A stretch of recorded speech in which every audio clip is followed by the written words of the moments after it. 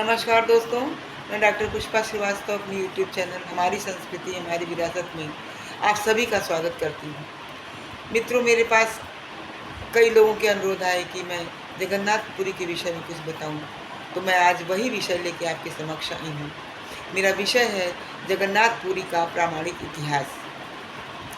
जगन्नाथपुरी भारतवर्ष के उड़ीसा राज्य में समुद्र के पूर्वी तट पर स्थित है।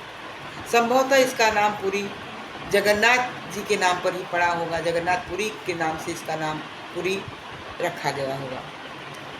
इसका सर्वप्रथम इसका उल्लेख महाभारत के वन पर्व में आता है तथा इसकी स्थापना सर्वप्रथम इंद्रद्युम्न नाम के एक राजा ने की थी।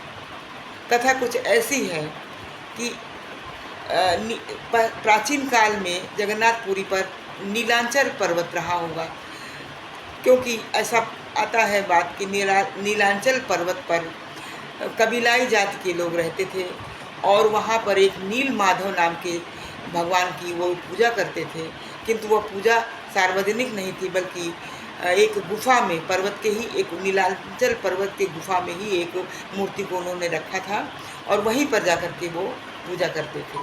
कबीलाई जाति का जो मुखिया था उसका नाम था विश्ववसु, वही इसका परम उपासक था। एक समय की बात है कि एक राजा थे, उनका नाम था इंद्रद्युम्न, मालवा प्रदेश के वो राजा थे।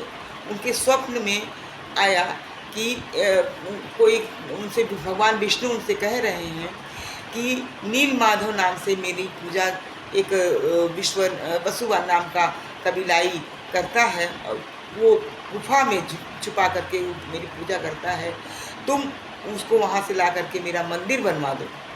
राजा ने जब इस सपना को देखा तो वह जो है प्रातःकाल उठ करके उन्होंने अपने सभी मंत्रियों को बुला करके मंत्रणा की कि मैंने ऐसा स्वप्न देखा है, और सबको चारों तरफ भेज दिया कि वो पता करें कि नीलांचल पर्वत कहाँ पर है और नीलांचल पर्वत की किस गुफा में नील माधव भगवान की मूर्ति रखी हुई है। सारे लोग निकल गए देखने के लिए, किंतु राजा का एक सेनापति था, उसका नाम था विद्यापति। वह जाति का ब्राह्मण था। उसने पता लगा लिया नीलांचल पर्वत का और उसने उस मूर्ति का भी पता लगा लिया जहाँ पर की जो है रखी हुई थी, लेकिन उसको ये समझ में आ गया था कि यह मूर्ति उसको आसानी से प्राप्त नहीं हो सकती है। फलतः उसने नीलांचल के जो विश्ववसु थे, कबीलाई जाति के मुखिया, उनकी बेटी से ही अपना विवाह कर लिया और इस प्रकार से वह विश्ववसु का दामाद हो गया और इस नाते उसने प्रयास किया कि वह मूर्ति को प्राप्त कर ले। किंतु विश्ववसु चूँकि बहुत बड़े उपासक थे, इसलिए उन्होंने मूर्ति देने से तो मना कर दिया, किंतु उन्होंने यह कहा कि हम तुम्हारी आँख पे पट्टी बांध करके वो स्थान पर ले जाऊंगा और उस मूर्ति का दर्शन तुम्हें अवश्य करा दूंगा। और विश्ववसु ने ऐसा ही किया। विद्यापति की आंखों पे पट्टी बांध दिया और उसको ले जा करके उसका पट्टी वहाँ खोला जहाँ पर मूर्ति रखी हुई थी गुफा में।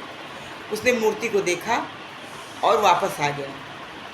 विद्यापति भी बहुत चतुर था, वो साथ में सरसों के दाने ले गया था और रास्ते पर सरसों के दाने छींटता चला गया था।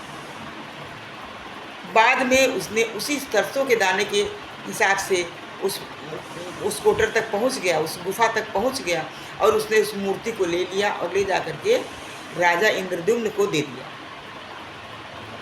इधर मूर्ति चोरी हो जाने से विश्ववसु चूँकि बहुत बड़े उपासक थे, कबीलाई प्रमुख, बहुत दुखी रहने लगे और उनके दुख से नील माधव भगवान भी बहुत दुखी हो गए और वो स्थान छोड़ करके आकर के फिर वही अपनी गुफा में स्थापित हो गए। समय बीतता चला गया, लेकिन जाते समय नील माधव जी ने राजा से इंद्रद्युम्न से ये कहा था कि अगर तुम मेरा विशाल मंदिर बनवा दोगे तो मैं पुनः तुम्हारे पास वापस आ जाऊंगा, लेकिन उसके लिए तुम्हें द्वारिका से बह करके एक बहुत बड़ा पेड़ का तना समुद्र के किनारे आया है, तुम उस तने को निकलवाओ और उसी से मूर्ति बनवाओ और मंदिर की स्थापना करो। राजा सवेरे उठे और सपने के अनुसार ही उन्होंने अपने सैनिकों को जो है समुद्र के किनारे भेजा कि जा करके देखो कि कौन सा पेड़ का तना बह के आया है। सब लोग गए देखने के लिए, दिखा पेड़ का तना तो दिखा समुद्र के किनारे, किंतु कोई भी उसको निकालने में सक्षम नहीं हो सका। तब राजा ने सोचा कि विश्ववसु जो कबीलाई मुखिया है वो नील माधव का बहुत बड़ा उपासक है, उसी को बुलाएं, शायद उससे यह पेड़ का तना निकल आए बाहर। राजा ने ऐसा ही किया। विश्व वसु आए और उन्होंने उस पेड़ के तने को समुद्र से बाहर निकाल दिया। अब बात ये आई कि इसका मूर्ति कैसे बने। राजा इंद्रद्युम्न ने अपने राज्य में सबसे यह कहा बनाने के लिए, इसकी मूर्ति बनाने के लिए, लेकिन कोई भी तैयार नहीं हो पाया। वहीं पर एक बुढ़ा सा व्यक्ति जो किसी अलौकिक पुरुष की तरह लग रहा था, वो तैयार हो गया कि मैं इस मूर्ति को बनाऊंगा, किंतु मेरी शर्त ये है कि मैं इस मूर्ति को जहाँ भी बनाऊंगा एक बंद कमरे में बनाऊंगा और 21 दिन का समय मुझे चाहिए, और जब मैं मूर्ति बनाऊंगा उस बीच कोई भी उस कमरे में आएगा नहीं। जब 21 दिन हो जाएगा तो मैं खुद ही दरवाज़ा खोल करके वो मूर्ति सबको दिखा दूंगा। राजा ने कहा ठीक है।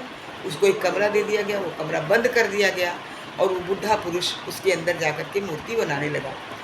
जब वो मूर्ति बनाता था तो खटपिट की आवाज़ आती थी, तो लोग सोचते थे, राजा सोचते थे कि यहाँ पर मूर्ति अंदर बन रही है। लेकिन कुछ दिनों बाद, 4-6 दिन बाद, 21 दिन नहीं बीते थे, इसके बीच में ही मूर्ति की आवाज़ कमरे से आना बंद हो गई। राजा की पत्नी, जिनका नाम था गुड़ुंची, उन्होंने सुना इस बात को कि कमरे के अंदर से आवाज़ नहीं आ रही है, तो उन्होंने राजा से कहा। राजा ने सुनने का प्रयास किया, वहाँ मूर्ति की आवाज़ नहीं आ रही थी कमरे से मूर्ति बनाने की। तब राजा बहुत घबरा गया कि बुढ़ा था, कारीगर तो बहुत बुढ़ा था, ऐसा ना हो कि मर गया हो। और 21 दिन से पहले ही राजा ने उस दरवाजे को खुलवा दिया अपने मंत्रियों से। जब दरवाज़ा खुला तो देखा कि वो बुढ़ा आदमी तो वहाँ से गायब था, और 3 मूर्तियाँ वहाँ पर बनी रखी थी जो कि आधी अपूर्ण थी।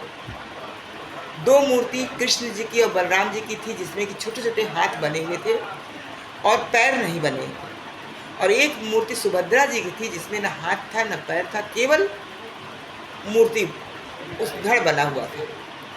राजा को देख करके बड़ा आश्चर्य होने लगा कि अब क्या किया जाए, कैसे इस मूर्ति को स्थापित किया जाए, यह तो आधी अधूरी मूर्ति है। और वह पुरुष जो मूर्ति बना रहा था वो कहाँ गायब हो गया।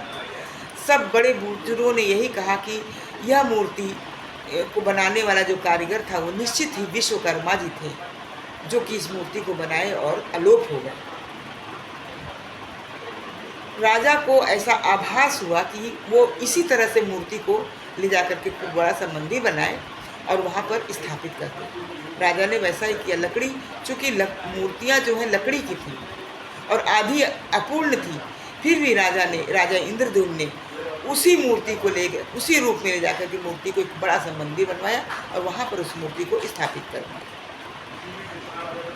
इस प्रकार से वहाँ पर 3 मूर्तियाँ स्थापित हुई, एक कृष्ण जी की, बलराम जी की और सुभद्रा जी की। इसके बाद मित्रों एक कथा आती है कि एक बार सुभद्रा जी ने अपने भाई से कहा, कृष्ण जी से कहा कि मुझे पुरी घूमने की इच्छा हो रही है, और वो रथ पे सवार होकर के पुरी घूमने के लिए तीनों जने निकले। वहाँ पर वो अपनी मौसी गुड़ुंची के यहाँ भी गए और रथ से पूरे शहर की यात्रा की। यही कारण है कि तभी से हर वर्ष उसी तारीख को, उसी दिन भगवान जगन्नाथ जी की रथ यात्रा निकाली जाती है। मित्रों ऐसी मान्यता है कि जब कृष्ण भगवान का अंतिम संस्कार हुआ तो उनका सारा शरीर तो पंचतत्व में विलीन हो गया, किंतु उनका हृदय धड़क रहा था, और उस धड़कते हुए हृदय को ही उस मूर्ति जो लकड़ी की बनाई गई थी कृष्ण भगवान की, उसमें डाल दिया गया था, जो आज भी उस मूर्ति के अंदर मौजूद है। ऐसा लोगों का अनुभव है, क्योंकि हर वर्ष जब वो लकड़ी काष्ठ की मूर्ति जब बदली जाती है तो सारे शहर में ब्लैक आउट हो जाता है, और जो मूर्ति कार होते हैं बनाने वाले, उनकी आँख में पट्टी बांध दी जाती है, और पुरानी मूर्ति के अंदर हाथ डाल करके कोई चीज़ धड़कता हुआ वो लोग निकालते हैं और नई मूर्ति में उसको डाल देते हैं। इस प्रकार से कृष्ण भगवान का जो धड़कता हुआ हृदय बचा हुआ था, जो पंचतत्व में विलीन नहीं हुआ था, वो आज भी इस मूर्ति में मौजूद है। ऐसा लोगों को अनुभव है और ऐसी मान्यता भी है। मित्रों, जगन्नाथपुरी आदि गुरु शंकराचार्य की आध्यात्मिक भारत यात्रा का एक ऐतिहासिक पड़ाव भी रहा है।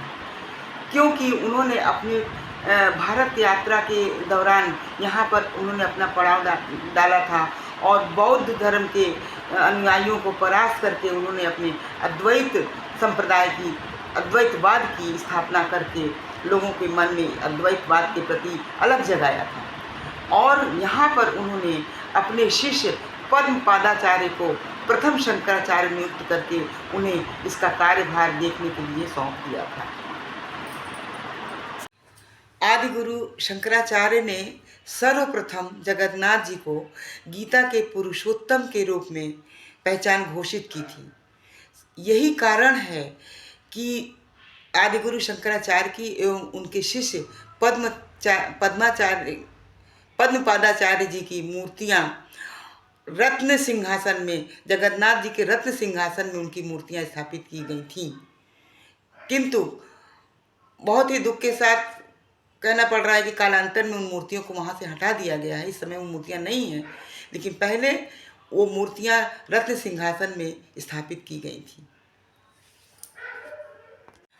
पौराणिक मान्यता के अनुसार भगवान कृष्ण ने द्वापर युग में अपना निवास स्थान जगन्नाथपुरी में ही बना लिया है और यही कारण है कि जगन्नाथपुरी को धरती का बैकुंठ कहा जाता है। एक समय में ऐसी मान्यता है कि एक समय में सभी व्यक्ति केवल दर्शन मात्र से पाप मुक्त हो जाया करते थे। भगवान जगन्नाथ जी का दर्शन मात्र करके ही वो पाप मुक्त हो जाया करते थे। यह देख करके यमराज जगन्नाथ जी के पास गए और बोले कि भगवान, यह तो बड़ा ही सरल उपाय आपने बना दिया है कि घोर से घोर पाप करने वाला व्यक्ति भी केवल आपके दर्शन मात्र से पाप मुक्त हो जाता है।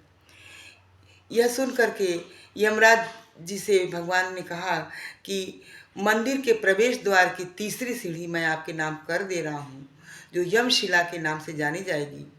और जो व्यक्ति भगवान जगन्नाथ का दर्शन करने के बाद उस तीसरी सीढ़ी पर पैर रख देगा, उसके सारे पुण्य क्षीण हो जाएंगे और वह यमलोक को जाएगा।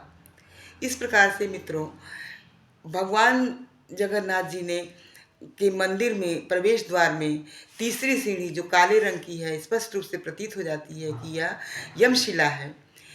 आते समय, दर्शन करके लौटते समय उस सीढ़ी पर पैर नहीं रखना चाहिए, नहीं तो उसके सारे पुण्य क्षीण हो जाते हैं। तो इस प्रकार से हम देखते हैं कि जगन्नाथपुरी मंदिर को स्थापित करने का सर्वप्रथम श्रेय राजा इंद्रद्युम्न को जाता है, जिन्होंने इस मंदिर को स्थापित करवाया था। हालांकि कालांतर में बाद में इस मंदिर का पुनरुत्थान होता रहा है। सन 1078 से लेकर के 1148 के बीच में राजा अनंत बर्मन थे, एक राजा, जिन्होंने इसको दोबारा फिर से बनवाया था और उसके बाद उनके पुत्र भीमदेव ने भी इसका पुनरुद्धार करवाया था। बताते हैं लोग कि सन 1558 से इस मंदिर में पूजा अर्चना की जाती रही है। लेकिन इसी समय कुछ ऐसा समय आया कि अफगानिस्तान ने उड़ीसा के ऊपर आक्रमण कर दिया था, जिससे इस मंदिर को नुकसान पहुंचा या ध्वस्त हो गया था। उसके बाद फिर ऐसा माना जाता है कि राजा रामचंद्र देव नाम के एक राजा हुए थे, जिन्होंने इस मंदिर को पुनरुद्धार कराया और जो वर्तमान रूप है वो रूप इसको दिया। तो इस प्रकार से जो है जगन्नाथपुरी के विषय में मैंने आपको जानकारी दी। मित्रों, मेरी यह जानकारी आप लोगों को कैसी लगी? आप लोगों को अच्छी लगी हो तो इसे लाइक कमेंट जरूर करिएगा मित्रों। धन्यवाद।